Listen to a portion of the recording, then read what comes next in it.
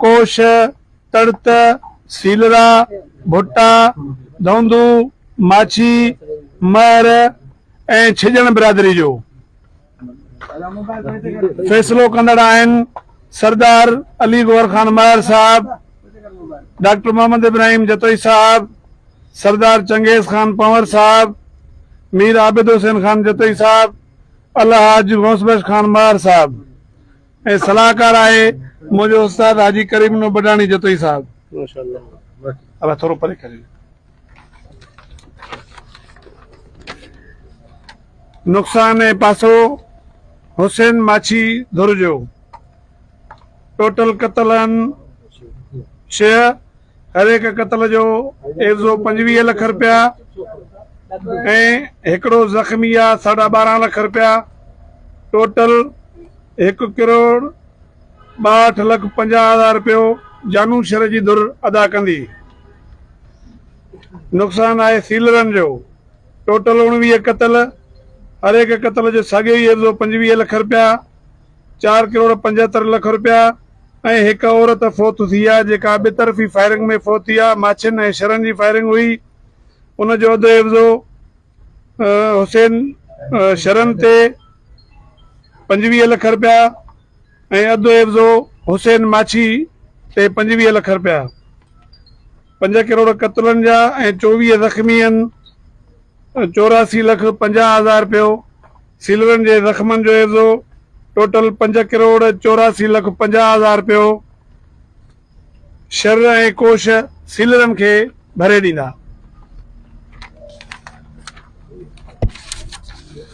नुक़सान आहे भुटनि जो।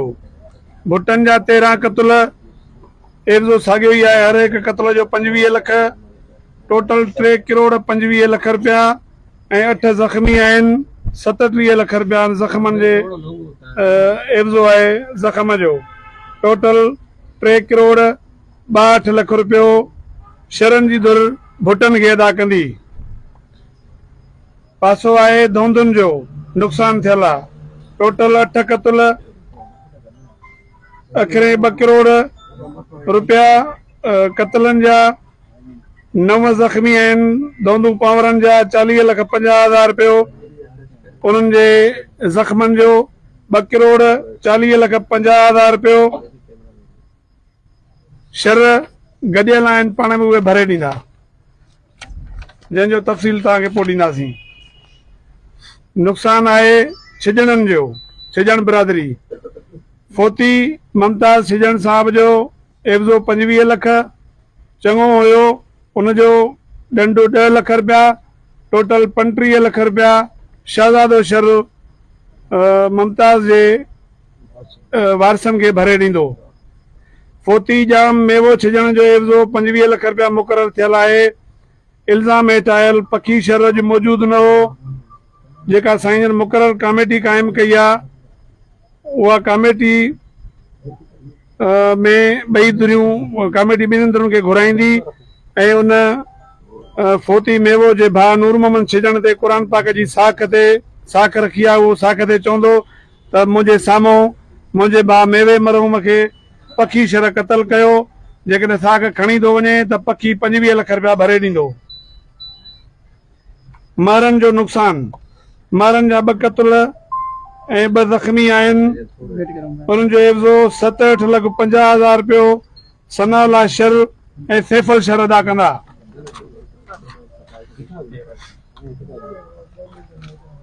हाणे पासो आहे तड़तनि जो नुक़सान जो। तड़तनि जा 3 कतल, हर हिकु कतल जो 25 लख, टोटल 75 लख रुपयो हुसैन माछी जानू वारनि खे अदा कंदो ऐं 3 कतलनि कोशन जा 75 लख रुपया ख़ादिम सीलरो अकबर सीलरो कोशन खे अदा कंदा। ऐं शरनि जा कतल आहिनि। शरनि जो कतल आहे वॾेरो दीन मोहम्मद शर जा 25 लख ऐं मोतबर हुयो 10 लख ॾंड, टोटल 35 लख रुपया नूर मोहम्मद छिजण शहज़ादे शर खे भरे ॾींदो। शरनि जे 21 कतलनि जा 5 करोड़ 25 लख ऐं 32 ज़ख़्मनि जो एवज़ो 1 करोड़ 28 लख टोटल 6 करोड़ 53 लख रुपयो सीलरा भुट्टा दौंदू ऐं माछी अदा कंदा शरण खे। बहादुर शर जे 3 क़त्लनि जो एवज़ो 75 लख रुपयो भुट्टा भरे ॾींदा। फोती मिठो शर बख्शापुर में क़त्ल थियो, उनजो गौस बख्श खान शर ऐं मौला बख्श खान पंवर गॾिजी वेही मसइलो हल कंदा। हिन में ज़ख़्मी न आहिनि छा? हाणे आहे शहरियार खान शरद साहब जो पासो। शहरियार खान शरद साहब ते हमले जो ॾंढ अखरे 25 लख रुपया ऐं सीलरनि जा मौजूद माण्हू मेड़ वञी शहरियार खान खां थियल ग़लतीअ जी माफ़ी वठंदा ऐं डैमेज थियल 2 गाॾियुनि जो नुक़सान सीलरा भरे ॾींदा। अहमद खान सीलरे शहरियार खान ते थियल हमले जी क़ुर पाक ते सफ़ाई ॾिनी त न मां हमलो करायो आहे ऐं न ई का ख़बरचार आहे। शहरियार खान शर साहब सां हमले में फोती वॾेरो अली मोहम्मद जे क़त्ल जो डबल एवज़ो 50 लख रुपयो ऐं उन सां गॾु फोती मोहम्मद उमर शर जे क़त्ल जो डबल एवज़ो 50 लख रुपयो। ज़ख़्मी सोराब शर 12 लख 50 हज़ार ज़ख़्म जो। ज़ख़्मी अब्दुल हकीम जे ज़ख़्म जो ₹1 रुपया। ज़ख़्मी सिद्दीक़ जे ज़ख़्म जो 50 लख ऐं 50,000। ज़ख़्मी जान मोहम्मद बुगटी जे ज़ख़्म जो ₹1 लख रुपयो। टोटल 1 करोड़ 40 लख रुपया सीलरा बिरादरी भरे ॾींदा शहरियार खान शर खे ऐं उहो क़त्ल थियल 2 माण्हुनि खे ज़ख़्मनि खे पाण अदायगी कंदो। जेकी बि धुरनि जा माण्हू फोत थिया आहिनि उन्हनि जो सामान जेकॾहिं का धुर खणी वई आहे उहे वापसि कनि, न मञण जी सूरत में क़ुर पाक जी साख थींदी।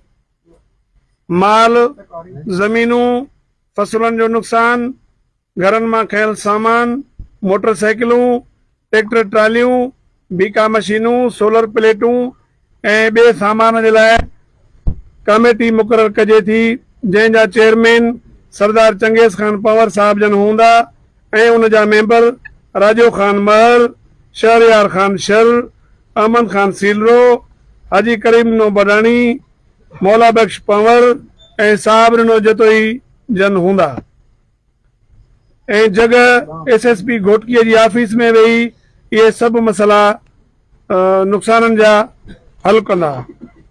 केस कानून मूजिबि निकाल थींदा। फिरियादी दुर वकीलनि जी सलाह सां बयान फेराईंदी ऐं ख़र्च जवाबदार धुर पाण अदा कंदी। क़त्लनि ऐं ज़ख़्मनि जे एवज़नि जी अदायगी जो शेड्यूल पहिरीं किस्त 1 महीने ताईं हर हिकु धुर अदा कंदी ऐं ॿी किस्त 30 जनवरी 2027 ते ऐं टी किस्त 30 मई 2027 ते अदा कई वेंदी। किस्तनि जी अदायगी वारी रक़म सभु धुरियूं SSP ऑफिस घोटकी में आमो साम्हूं हिक ॿिए खे अदा कंदियूं। अॼु खां पोइ जेका बि धुर भञकड़ी अगराई कंदी त उन ते उन वक़्त जे ॾोह खां अलावा अखरे 80 लख रुपया ॾंढ भरायो वेंदो ऐं उहो क्राइम में शामिल हूंदो। उनखे क़ौमी जहिड़ो तस्लीम न कयो वेंदो। दुआ ख़ैर घुरो साईं।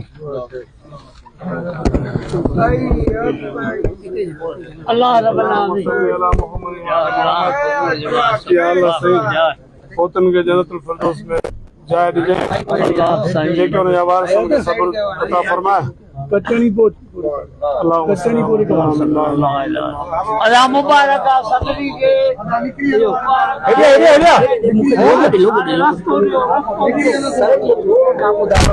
हेॾे